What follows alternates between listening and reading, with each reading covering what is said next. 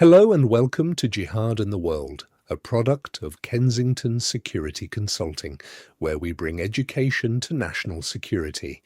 The author is Mark Silinsky.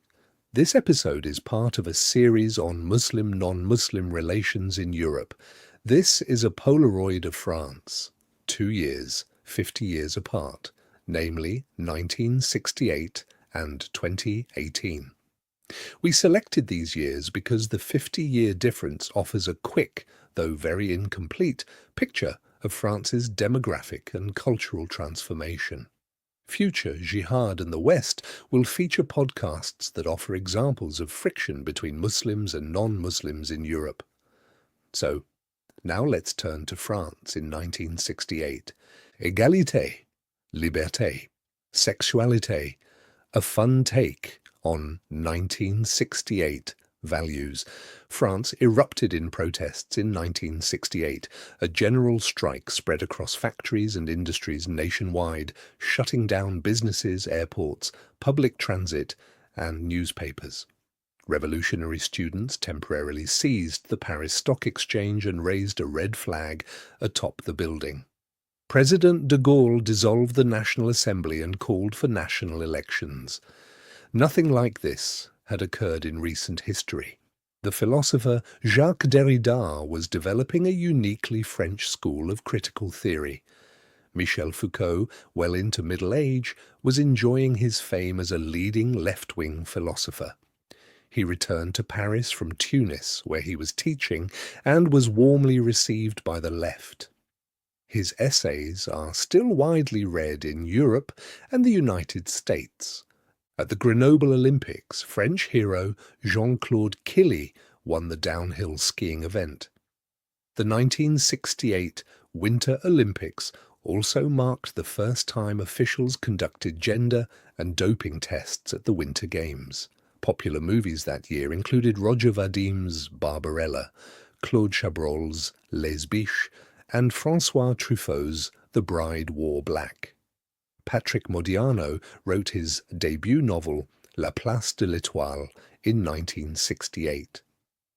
In 2014, he received the Nobel Prize in Literature for this work.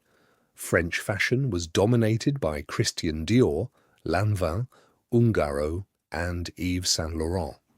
However, American-style blue jeans became popular among young, more rebellious people, leading to the phasing out of school uniforms in 1968. For decades, tourism has been a key source of national income. The Louvre, the Eiffel Tower, the Orsay Museum, the Arc de Triomphe, the restaurants, nightclubs, and walking tours drew millions of visitors. Disneyland Paris would not open until 1992, the happiest place on earth. By 1968, Muslims, especially those from North Africa, had found new, though not necessarily comfortable homes in the French banlieues, or impoverished government-funded suburbs. But as in Britain, many Muslims had prospered in France by 1968, even though many did not feel fully French. Others, meanwhile, were curious about the social and sexual freedoms in France that were unthinkable in the Islamic world. 2018, Paris, the city of love, had changed over 50 years. Officials built a protective barrier around the Eiffel Tower, but that did not stop angry extremists from breaching the defences and shouting Allah Akbar in an attempt to kill a soldier in 2017. Disneyland Paris hotels required body scanning for its guests. Outside the Louvre Museum, a machete-wielding man shouting Allahu Akbar attacked Korean tourists. All this gave Paris a new infamy as one of the world's most dangerous capitals, hurting tourist revenue. Many tourists booked vacations elsewhere because of constant headlines about killings there. In summer 2016, families celebrating a national holiday near the French Riviera were run over by a jihadist in a 20-ton truck. 1 year earlier, Islamists shot and gutted satirists like sheep for drawing cartoons of Muhammad. A trendy Parisian nightclub became a slaughterhouse when Islamists fired automatic rifle shots into the crowd. 90 people were killed on the Bataclan floor. The decline in tourism was especially hard on France because tourism accounted for 9% of its gross domestic product in 2015. As a result, Paris lost 1.5 million tourists in 2016. Fashion has changed over the past 50 years. French women's hairstyles such as Brigitte Bardot's pompadours and Catherine Deneuve's looks came in and went out of style.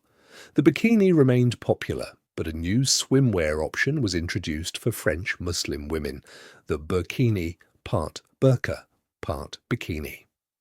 One enduring fashion became too risky for many men to wear. The leader of Marseille's Jewish community urged male Jews to stop wearing the skull cap, or kippah, until better days, to avoid being beaten by Muslims. By 2018, many parts of Paris felt Middle Eastern. In Paris bars and coffee shops, men played cards and bet on horse races. Women were not welcome. Au Jockey Club is clearly a male-only space, but it serves alcohol and resembles a high-street bookmaker more than a place for Islamists. Licensed as a betting shop, it mainly drew French Arab patrons who watched intently on giant screens showing races from Deauville. The banlieues remain a world apart. The public housing projects that surround French cities, known as the banlieues, led to the declaration of a state of emergency. Since then, as much as €35 billion, $48 billion, has been spent demolishing grim 1960s tower blocks and replacing them with lower-rise housing, complete with landscaped paths and trees. New glass office buildings have emerged in low-rent business districts. Gilles Capel, an Arab specialist, and a team of researchers spent a year in 2 areas northeast of Paris. The French are sensitive to such empirical studies, not only because they may be exploited by the far right.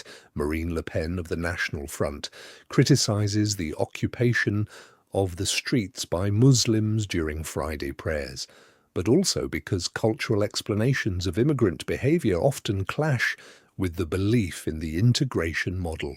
And today, how are relations in France today? Have things gotten better? We will see in future podcasts. This concludes this episode of Jihad and the World. If you enjoyed it, please subscribe and consider giving a like. Also, our latest book, Cauldron of Terror, Hamas, Israel and the World, will be available for purchase in summer 2026. This podcast does not reflect the official position of the United States government. Thank you for listening. Until our next podcast, goodbye from Kensington Security Consulting.